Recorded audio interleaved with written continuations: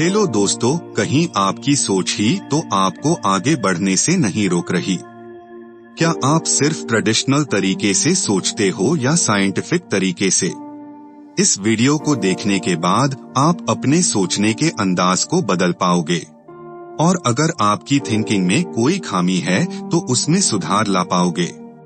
और आप यदि ऐसा कर लेते हो तो आपको सक्सेस पाने से कोई नहीं रोक पाएगा। थिंक अगेन, जिसे लिखा है आदम ग्रांट। इस बुक समरी को हमने 11 पार्ट में डिवाइड किया है। स्वागत है दोस्तों आपका हिंदी बुक वाणी में। अगर आप चैनल पर नए हैं तो चैनल को सब्सक्राइब करें, बेल आइकन पर क्लिक करें और वीडियो को लाइक करें, जिससे हमें मोटिवेशन मिलता है नए बुक समरी लाने के लिए। Part 1, convention and alternative intelligence. लेखक एक कहानी से शुरू करते हैं। एक बार अमेरिका के एक जंगल में आग लग गई।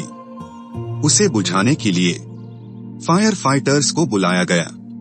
उन्हें इंस्ट्रक्शन दी गई कि अपने इंस्ट्रूमेंट्स अपने साथ ही रखें, नहीं तो वे बच नहीं पाएंगे। जैसे ही फायर फाइटर्स जंगल में गए तो देखा कि आग बहुत तेजी से फैल रही थी। वे उसे बुझाने की कोशिश करने लगे, लेकिन धीरे धीरे वे हर तरफ से आग से घिर गए। सब लोग अपने इंस्ट्रूमेंट्स के साथ बाहर की तरफ भागने लगे, लेकिन इंस्ट्रूमेंट्स हैवी थे और वे जल्दी से भाग नहीं पा रहे थे। लेकिन एक फायर फाइटर ने अपनी थिंकिंग से काम लिया और इंस्ट्रूमेंट्स फेंक दिए। इससे वह तेजी से भाग पाया। अंत में केवल वही जिंदा बच सका। तो दोस्तों, इस एग्जाम्पल से पता चलता है कि हमें हमेशा ट्रेडिशनल तरीके से ही नहीं सोचना चाहिए, बल्कि सिचुएशन के हिसाब से हमें अपनी थिंकिंग बदल लेनी चाहिए। आपने बहुत से famous YouTuber, freelancer, digital marketer आदि तो देखे ही होंगे।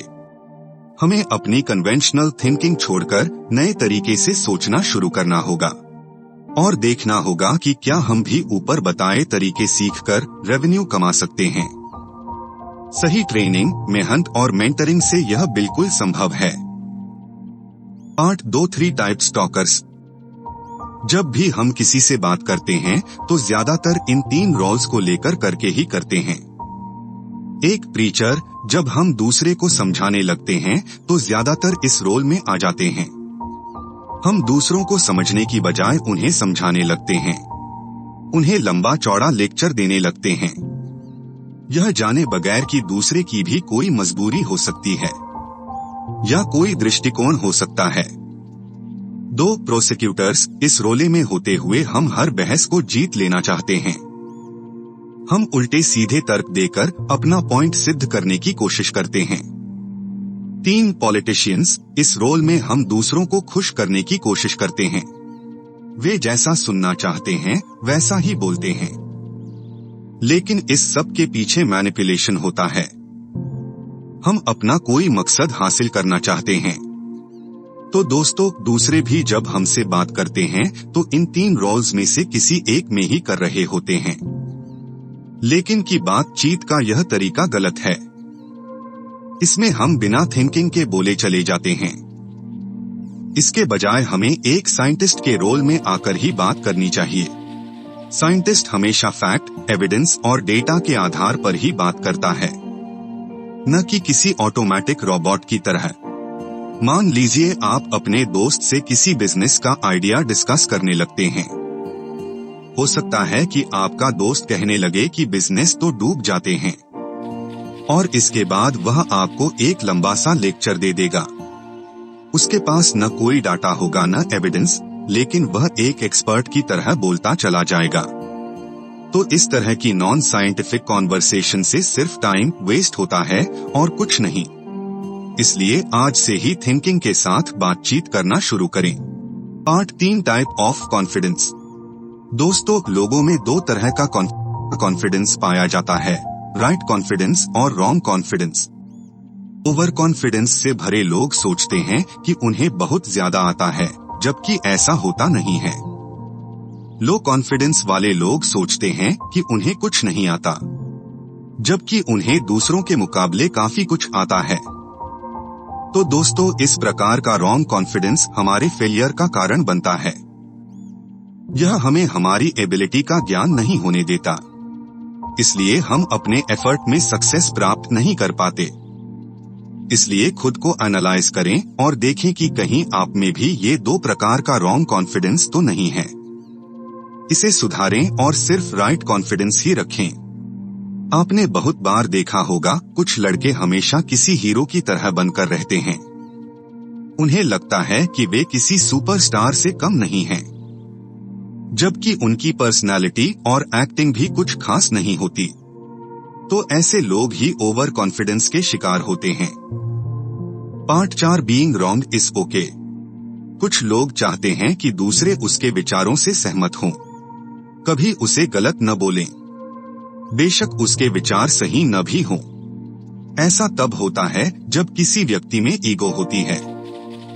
वह यह बर्दाश्त नहीं कर सकता कि दूसरा उसकी आइडियोलॉजी को गलत बोल रहा है। लेकिन लेखक ने कहा है कि यह भी सही थिंकिंग नहीं है। हो सकता है आपकी आइडियोलॉजी पास्ट में सही रही हो, लेकिन वक्त के साथ चीजें बदल जाती हैं। ऐसे में आपको भी अपने विचार बदलने चाहिए, न कि उनसे चिपके रहना चाहिए। कुछ लोग किसी पार्टी की तारीफ ही करते रहते हैं, फिर चाहे उस पार्टी ने गलत पॉलिसीज भी बनाई हों। तो इस तरह अंधभक्ति न करके हमें खुले माइंड से पॉलिसीज पर विचार करना चाहिए, और कुछ गलती हो तो उस पर अपने सुझाव देने चाहिए। इससे पार्टी और सशक्त होगी और गलत कार्य करने से बच जाएगी। ऐसा नहीं होना चाहिए कि मेरी पार्टी है तो ठीक ही होगी। अगर किसी का पिता कुछ गलत करे तो बेटे को उन्हें भी पोलाइटली समझाने की हिम्मत होनी चाहिए। यह नहीं कि पिता की गलत चीजों को भी सपोर्ट करता जाए। Part 5 conflict handling. Human social animal. और सोसाइटी में रहते हुए कॉन्फ्लिक्ट मतलब टकराव होना लाजमी है, लेकिन कॉन्फ्लिक्ट को भी सभ्य तरीके से हैंडल करना सीखना चाहिए। कॉन्फ्लिक्ट 2 कैटेगरीज के हो सकते हैं। एक टास्क कॉन्फ्लिक्ट। ऐसे कॉन्फ्लिक्ट्स किसी ऑफिस की टीम में हो सकते हैं। इसमें हर कोई बोलता है कि यह टास्क मेरा नहीं था। इसे सॉल्व करने का तरीका है कि शुरू में ही टास्क अच्छे से डिवाइड कर दें और सबको पूरा समझा दें। 2 रिलेशनशिप कॉन्फ्लिक्ट। ऐसे कॉन्फ्लिक्ट रिलेशंस में आते हैं। इसके कारण ट्रस्ट न करना, सम्मान न देना या धोखा देना आदि हो सकते हैं। तो इन सबसे बचकर रिस्पेक्ट और सहयोग से पेश आना चाहिए। इससे ऐसे कॉन्फ्लिक्ट नहीं होंगे। हमेशा मिलजुल कर काम करें, कभी भी ईगो या घमंड को बीच में न लाएं। Part 6 interpersonal thinking. बहुत बार डिबेट के दौरान लोग प्रीचर की तरह बोलते चले जाते हैं। वे दूसरों पर अपने विचार थोप रहे होते हैं, लेकिन यह तरीका गलत होता है। जब भी आपको कोई आर्ग्यूमेंट या डिबेट करना है तो साइंटिफिक तरीका अपनाएं और दूसरों को भी पार्टिसिपेट करने का मौका दें। उनसे लॉजिकल क्वेश्चन पूछें और इस तरह से पूछें कि आपका जवाब वे खुद ही दे दें। जैसे आपको किसी को समझाना हो कि ऑफिस में लेट नहीं आना चाहिए, तो इस पर लेक्चर देने की बजाय उनसे पूछें कि लेट होने का कारण क्या है। अगर वे बोलें कि ट्रैफिक ज्यादा होता है, फिर आप पूछ सकते हैं कितने बजे घर से शुरू करते हो। वे अगर 8 बोले तो आप उन्हें सजेस्ट कर सकते हो कि आधा घंटा पहले शुरू किया करें। इससे सामने वाले को भी सल्यूशन मिल जाएगा। इस तरह के साइंटिफिक तरीके से सबको अपनी प्रॉब्लम समझने में आसानी होती है और वह आपका सजेशन भी मान लेता है। लेकिन यह सब ऑर्डर की तरह नहीं लगना चाहिए, बल्कि रिस्पेक्ट और अंडरस्टैंडिंग के साथ ही बोला जाना चाहिए। Part 7 rivals and friends. अक्सर हम लाइफ में राइवल्स और फ्रेंड्स ढूंढ ही लेते हैं। हम राइवल्स को अपना दुश्मन मानने लगते हैं और उनके नजरिए को भी समझना नहीं चाहते। हम सिर्फ अपने एलाइज की बात ही मानते हैं, उनके विचारों से सहमत होते हैं, इनकी हाँ में हाँ मिलाते हैं। लेकिन इससे हमें पोलराइजेशन का खतरा होता है। मतलब हम एक ही तरह के विचारों के आदी हो जाते हैं, जबकि दुनिया में तरह तरह के विचार होते हैं। इसलिए हमें किसी एक का पक्ष लेने के बजाय सबकी बात सुननी चाहिए और एक कॉमन ग्राउंड तलाशना चाहिए, क्योंकि किसी न किसी मुद्दे पर सब लोग एक जैसा दृष्टिकोण जरूर रखते हैं। उसी की हेल्प से हम राइवल्स के साथ भी रिस्पेक्ट से बात कर सकते हैं। उनकी बातों को गौर से सुनना चाहिए। कुछ बातें काम की हो सकती हैं, उन्हें मानकर हम उन्हें भी फ्रेंड बना सकते हैं। Part 8 motivational talking. हम अपनी बातों से दूसरों को मोटिवेट करना भी सीख सकते हैं। लेखक ने एक महिला का एग्जाम्पल दिया है। ये महिला किसी जनजाति से संबंध रखती थी। एक बार उसे बच्चा हुआ, लेकिन वह वैक्सीनेशन के खिलाफ थी, क्योंकि उसकी जनजाति के लोगों ने बोल रखा था कि वैक्सीन से बच्चे का दिमाग कम हो जाता है। लेकिन तभी एक मोटिवेशनल स्पीकर उस महिला के पास गया और उसने कुछ प्रश्न पूछे। एक, क्या आपने कभी ऐसा बच्चा देखा है जिसे वैक्सीन लगी हो और पागल हुआ हो? इसके जवाब में महिला ने न कहा। 2, आपके यहाँ क्या किसी बच्चे की मौत हुई है जिसे वैक्सीन न लगी हो? इसके जवाब में महिला ने कहा कि बहुत से बच्चों की मौत होती रहती है। जब महिला ने यह जवाब दिया तो अपने आप ही उसके डाउट कुछ हद तक मिट गए, क्योंकि मोटिवेशनल स्पीकर ने उचित प्रश्न पूछकर महिला को सोचने के लिए मोटिवेट कर दिया। फिर मोटिवेटर ने समझाया कि वैक्सीन कैसे काम करती है और उसका ब्रेन से कोई लेना देना नहीं है। उसने महिला को इमेज और वीडियो भी दिखाए। इससे महिला मान गई और उसने अपने बच्चे का वैक्सीनेशन करवाया। इससे आगे चलकर उसके बच्चे को कोई भी इन्फेक्शियस बीमारी नहीं हुई। यह देखकर उस महिला ने दूसरी औरतों को भी समझाना शुरू कर दिया। तो दोस्तों, आप भी सिर्फ अपने ओपिनियंस दूसरों पर न ला दें, बल्कि उचित प्रश्न पूछकर सामने वाले को सोचने के लिए मोटिवेट करें। इससे आप भी बहुत अच्छे मोटिवेटर बन जाएंगे। Binary issues. कई बार हमें 2 अलग अलग ग्रुप से भी डील करना पड़ता है, जिनकी विचारधारा एक दूसरे से अपोजिट होती है।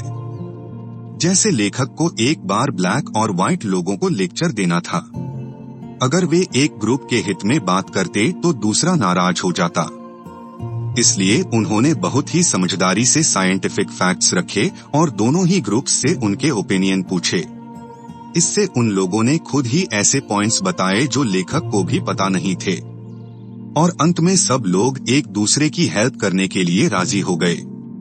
इसलिए लोग कभी भी प्रवचन वाला भाषण पसंद नहीं करते हैं, बल्कि उन्हें एविडेंस से युक्त स्टेटमेंट्स ज्यादा प्रभावित करती हैं।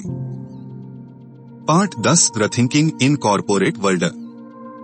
कॉर्पोरेट कल्चर में भी रीथिंकिंग की बहुत जरूरत है। बड़ी बड़ी कंपनीज जो पुराने ढर्रे पर चलती रहती हैं, वे एक दिन डूब जाती हैं। पहले कोडैक एक बहुत फेमस कंपनी थी जो कैमरा की फिल्म बनाती थी। लेकिन जब डिजिटल क्रांति आई तो कैमरा डिजिटल फोटोज लेने लगा। इससे कोडैक कंपनी बंद हो गई। उन्होंने खुद को नई टेक्नोलॉजी के लिए तैयार नहीं किया। इसके विपरीत नोकिया ने डिजिटल अपना लिया और अपने सारे प्रोडक्ट्स को अपग्रेड कर दिया। इसलिए यह कंपनी अभी भी बनी हुई है। कॉर्पोरेट में लोगों को टीम वर्क करना पड़ता है, इसलिए सबको रीथिंकिंग की आदत बनानी होगी। सबका ओपिनियन सुनना चाहिए और तभी किसी नतीजे पर पहुंचना चाहिए। कई बार गलत ओपिनियन से भी नई चीज सीखने को मिलती है। इसलिए ऐसे ओपिनियंस की इंसल्ट न करके उनके पॉइंट्स को डिस्कस किया जाना चाहिए। लेखक कहते हैं कि हमें हमेशा एक गोल से पूरी तरह बंध नहीं जाना चाहिए, बल्कि समय समय पर उसे इवैल्यूएट करते रहना चाहिए। हो सकता है टाइम के साथ नई सिचुएशन आ गई हो और आपको अपना गोल बदलना पड़े। बहुत से लोग लाइफ में प्लान बनाते हैं, जैसे किस पार्टनर से शादी करेंगे, कहाँ घर खरीदेंगे, कौन सी जॉब करेंगे। फिर उन प्लान को अचीव करने के लिए कोशिश करने लगते हैं। लेकिन हम अपना दिमाग खुला नहीं रखेंगे तो कई बार हम अगल बगल से आने वाली अच्छी अपॉर्चुनिटीज को भी मिस कर देते हैं। एक ही गोल का अंधे होकर चेस करने से हमारे में टनल विजन पैदा हो जाता है। और अगर कभी कोई प्लान फेल हो जाए तो ऐसे में हमें समझना चाहिए कि हो सकता है वो प्लान अच्छा था ही नहीं, और इसके बदले हमारे पास और बेहतर विकल्प भी हों। हमें फ्लेक्सिबल रहना चाहिए। यह तभी होगा जब हमारी अपनी थिंकिंग पर पुनर्विचार करने के लिए तैयार रहेंगे। इसलिए कोई भी गोल या प्लान पत्थर की लकीर नहीं होना चाहिए। उसमें बदलाव के लिए भी तैयार रहना चाहिए। तभी हम एक सक्सेसफुल लाइफ जी पाएंगे। पार्ट 11 इस बुक समरी के निष्कर्ष पर आ चुके हैं।